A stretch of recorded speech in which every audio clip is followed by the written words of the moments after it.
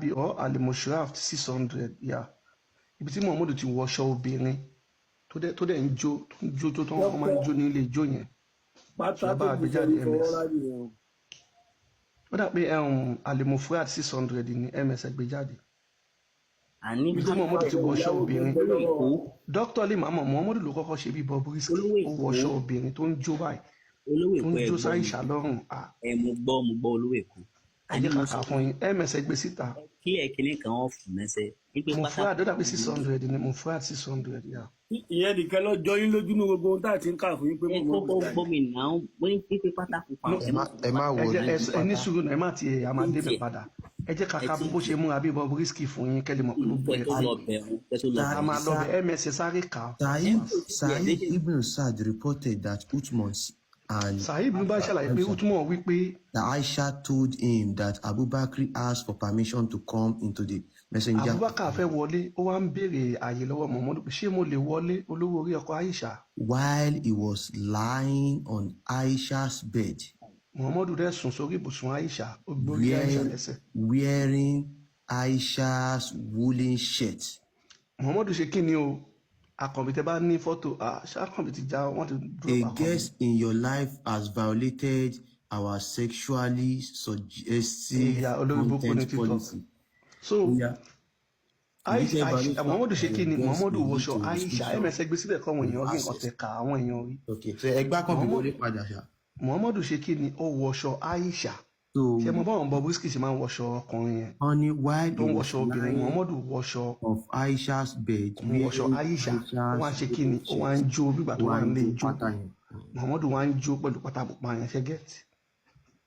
pátá yẹn náà Aisha ló jí pátá yẹn fún. pátá yẹn complete ló máa fi ń ṣe ms náà pẹ̀lú aṣọ yẹn ó máa fi ń jó ni. bàbá wèrè yẹn ọ̀bọ yẹn kò sí ohun tí yóò jì. ms bàbá ẹni mọ bù mọ. ok àyọ̀ má bínú.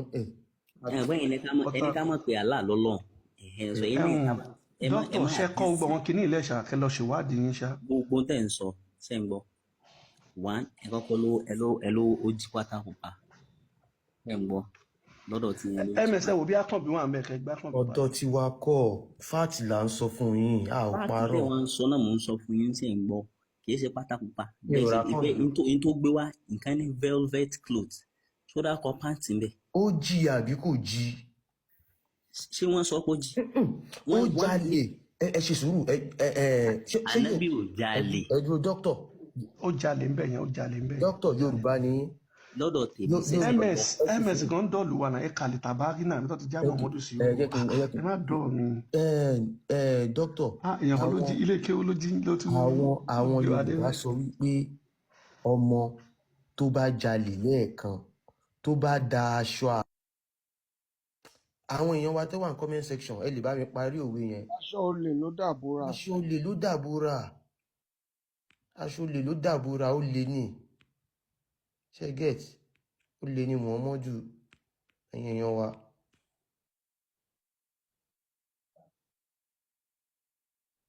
ms bàbá níta ẹ̀ka yìí wọ́n sọ kò ń tán sọ ẹ̀yin lẹ̀ gbọ́ yìí o wọ́n accuse ànábì ní sẹ́ ṣé wọ́n accuse ẹ̀ ó jalè ni. kí wá ló dé tá a lá ọ̀sọ́ ẹni tó jalè.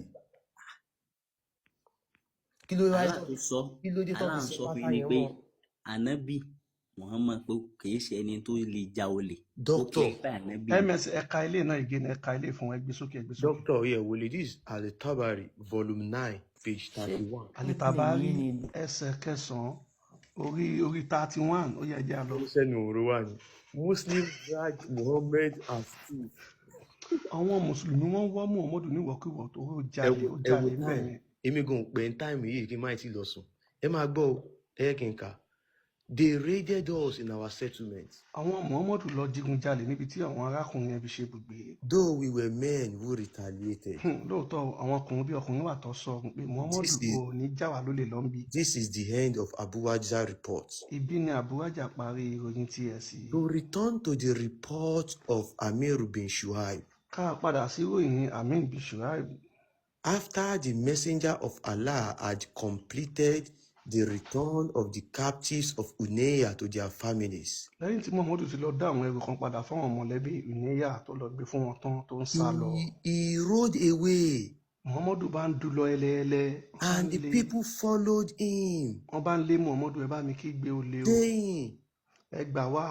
"Oh, messenger of Allah, Muhammadu òjíṣẹ́ Allah ẹ má jẹ́ kó lọ ẹ lè pa ẹ lè mú. divide our booty of fún wa láwọn camels ẹrù wa tá a and lọ small jí cattle fún wa ń tiwa among us." fún wa ń tiwa wọ́n bá ń pariwo bẹ́ẹ̀. Until they forced him back against a tree, ó jalè mẹ́rin títí tí wọ́n fi gbá Muhammadu mọ́ bá fẹ̀yìn ẹ̀ tàgbá. and his mantle was pulled away from him. wọ́n bá lọ́ Muhammadu láṣọ mọ́ wọ́n bá lọ́ ọrùn ẹ̀ wọ́n bá gba aṣọ ẹ̀ wọ́n gba aṣọ kò tó yẹ wọ́n bá já Muhammadu sí o ó bá ń wí pé "Oh men, ẹ̀yin ọmọ ènìyàn ẹ jàánú give me back my mantle. ẹ fún mi láṣọ mi ẹ má jẹ́ rìn òun ọjà." By Allah, Muhammadu bá ń ké ó fún mi láṣọ if I fún mi had lókun as ṣòkòtò many mi sheep dà as Muhammadu the bá ń trees ké of Tihama, ó bá ní ká ní nǹkan tóun kó ipò jù báyìí lọ I would have divided them among you. òun ò bá ti fún yín yẹn ṣàánú mi aṣọ Ẹ̀yin mi dà èèyàn wa, èní ṣòkòtò yìí mi mo dà try gan, ó fún mi láṣọ kò fún mi lókun. Ṣé rí ọjọ́ Friday báyìí, ẹ̀yin àfàdé bá wà sálẹ̀, a máa ń wá inform.